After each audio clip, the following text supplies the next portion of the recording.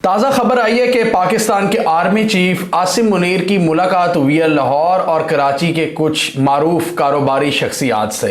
वो बिल्कुल परेशान है कि पाइन साडा बिजनेस नहीं चलता पाया, हुन तुसी कुछ करो। हम देखते थे कि ये रवायत बाजवा साहब ने शुरू की थी बिजनेसमैन से मुलाकात की। जब भी मुल्क में अनसर्टन सिचुएशन होती है, पॉलिटिकल सिचुएशन, तो आर्मी चीफ बिजनेसमैन से मिलते हैं और बिजनेसमैन को शायद आर्मी चीफ याद आ जाते हैं। तो अब भी कुछ ऐसी ही सिचुएशन हुई है जिसमें बताया गया है कि फाइनेंस मिनिस्टर इसहाक डार भी मौजूद थे और दोनों ने यकीन दहानी कराई है ताजिरों को, बिजनेसमैनों को, कि परेशान ना हो, बिजनेस एनवायरनमेंट बहुत अच्छा हो जाएगा, जल्द IMF आ जाएगा, सब चीज़ें अच्छी हो जाएंगी। आप बस अपना कॉन्फिडेंस लूज़ ना करें, पाकिस्तान की मार्केट में पैसा फेंकते रहें। और एक दफ़ा फिर उनको हौसले दिए गए हैं, थोड़ा ढिकोसले दिए गए हैं थोड़े से। तो अगर दूसरी हम सिचुएशन की बात करें तो IMF के साथ अभी तक स्टाफ लेवल का एग्रीमेंट नहीं हो पा रहा। IMF कह रहा है अपनी हरकतां सीधियां करो, वो कह रहा है कि अपनी जो पॉलिटिकल अनसर्टेनिटी है वो भी सही करो। हम देख रहे हैं इस दफ़ा सारी दुनिया रिलक्टेंट है, मदद नहीं कर रही। उसकी यही रीज़न है कि आपकी पॉलिटिकल अनसर्टेनिटी बहुत नेक्स्ट लेवल पर पहुंच गई भी है। किसी को आप पर एतमाद नहीं है कि मतलब नेक्स्ट गवर्नमेंट क्या होगी, नई हुकूमत आएगी तो रजीम चेंज तो नहीं हो जाएगा, ये मतलब पॉलिसीज़ का तसलसल नहीं है यहाँ पर। तो कोई भी मुल्क इस वक्त आपकी मदद नहीं कर रहा। दूसरी तरफ हम देखें पॉलिटिकल माहौल को ये हुकूमत खुद तबाह कर रही है, पॉलिटिकल अनसर्टेनिटी में मज़ीद अनसर्टेनिटी क्रिएट कर रही है। आप देखें ये इमरान खान पर पर्चे होते जा रहे हैं। इमरान खान इस वक्त एक मकबूल लीडर है, इसमें कोई दो राय नहीं है। इमरान खान जब कोर्ट की पेशी पर जाता है तो उसके पीछे हज़ारों लोग निकल आते हैं। तो एक मकबूल लीडर पर आप जब बार बार FIR दर्ज करा रहे हो, कल इमरान खान ने भी बड़ी फ्रस्ट्रेशन में लग रही थी उनकी ट्वीट। उन्होंने कहा कि ये तो मैं सेंचुरी करने वाला हूं। उन पर एक गद्दारी का मुकदमा भी दर्ज करा दिया, जो उन्होंने एक बड़ी अग्रेसिव स्पीच की थी एक अहम ऑफिसर के खिलाफ लाहौर में। तो इमरान खान के पीछे ये पड़े हुए हैं और उनकी स्पीचेस पर भी पाबंदी लगा दी है। सुना है ये जो नैब के नए चेयरमैन लगे हैं, एक रिटायर्ड जनरल साहब भट्ट साहब हैं ये, और ये इन्होंने भी बाजवा के साथ काम किया था। तो कुछ चहमगोइयाँ चल रही हैं कि शायद ये भी इमरान खान के खिलाफ ही शायद काम करेंगे, क्योंकि पिछले जो नैब के चेयरमैन थे जो इसी रजीम ने लगाए थे वो सिर्फ 6 महीने रहे थे और उन्होंने अपना जो वो आखिरी उन्होंने अपना रेजिग्नेशन दिया था उसमें उन्होंने ये बात क्लियरली लिखी थी कि मैं दबाव में काम नहीं कर सकता। और क्लियरली उन पर दबाव थे कि इमरान खान पर मुकदमात बनाए जाए, उनको ज़रा पकड़ा जाए, दबोचा जाए। उन्होंने ये करने से इनकार कर दिया। तो अब ये जो रिटायर्ड जनरल साहब लगाए गए हैं नैब के चेयरमैन, अब देखें ये क्या करते हैं। इस पर PTI का मौक़िफ़ आ चुका है। फवाद चौधरी साहब ने क्लियरली कह दिया है कि ये जो तैनाती है ये कॉन्ट्रोवर्शियल है, ये हमसे मशवरा करके नहीं की गई। और ये कंट्रोवर्शियल क्यों है? क्योंकि एक तरीकाकार होता है कि नैब का चेयरमैन जब भी लगाना होना तो वज़ीर आज़म मुशावरत करते हैं ऑपोजिशन लीडर से, और यहाँ पर ऑपोजिशन लीडर कौन है? राजा रियाज। तो राजा रियाज और शहबाज शरीफ की मुशावरत से ये भट्ट साहब को लगाया गया है। तो अब ये तो वक्त ही बताएगा कि ये कितने बायस्ड हैं और कितने नहीं।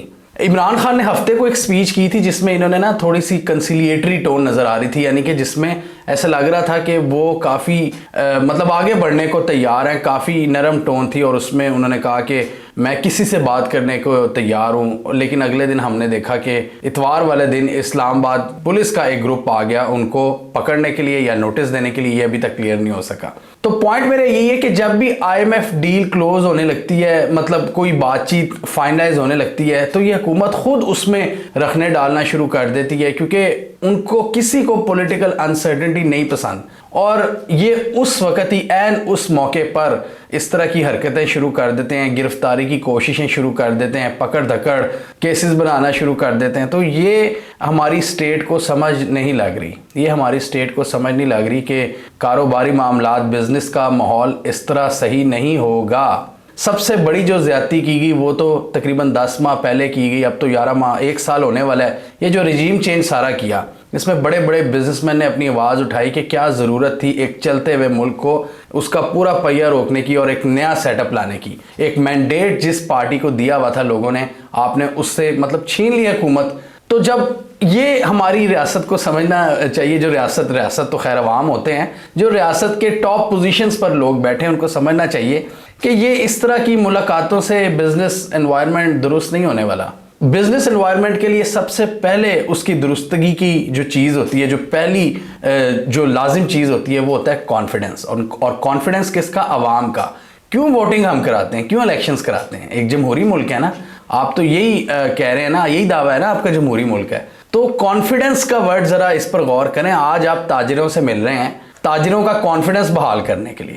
तो ताजिरों से भी ज़्यादा इंपॉर्टेंट ताजिरों को कौन बनाता है? अवाम। तो पहले आपकी जो 24 करोड़ पॉपुलेशन है ना, उसका जो कॉन्फिडेंस वो बुरी तरह से शैटर हो गया, और वो आप लोगों ने किया है, जितने भी स्टेट के नुमाइंदे हैं। तो आपने पूरा बिजनेस एनवायरनमेंट उसको तबाह करके रख दिया। अवामी सेंटिमेंट, उसके बाद आपके सामने क्या हुआ? मैंने कुछ नहीं किया, हम लोगों ने कुछ नहीं किया, आपका जो फॉरेन इन्वेस्टर है पाकिस्तान में आना बंद हो गया, क्योंकि पॉलिटिकल अनसर्टेनिटी पीक पर चली गई। आपके दोस्त ममालिक ने आपकी मदद करने से इनकार कर दिया। मूडीज, फिच एंड S&P, इन सब ने आपकी रेटिंग बहुत नीचे गिरा दी हुई है। इसका क्या मतलब है कि कोई भी इन्वेस्टर जब ये रेटिंग देखेगा, वो कहेगा मैं इस मुल्क में पैसा नहीं इन्वेस्ट करूंगा। उसका आउटकम क्या निकल रहा है? आपके जो फॉरेन एक्सचेंज के रिजर्व्स हैं वो खत्म हो रहे हैं, आपके पास डॉलर्स ही नहीं रहे ट्रेड करने के लिए, आप इंपोर्टर्स को लाइसेंस नहीं दे रहे इस वक्त ट्रेड करने के लिए। तो आपका मुल्क बहुत खतरनाक लेवल्स तक पहुंच गया हुआ है। तो ये सिलसिला कहां से शुरू हुआ था? जब आपने खुद अनसर्टेनिटी क्रिएट की, जब आपने खुद ऐसा माहौल बनाया, जब आपने चलती हुई हुकूमत का उसको ब्रेक लगाई, आपने उसको ब्रेक लगा के उड़ा के मारा साइड पर। लेकिन आप समझ रहे थे कि आप ये सारी पार्टियां इकट्ठी हो गई हैं और जी ये सब मिलकर मुल्क सही कर लेंगी। नहीं, ऐसा नहीं होता।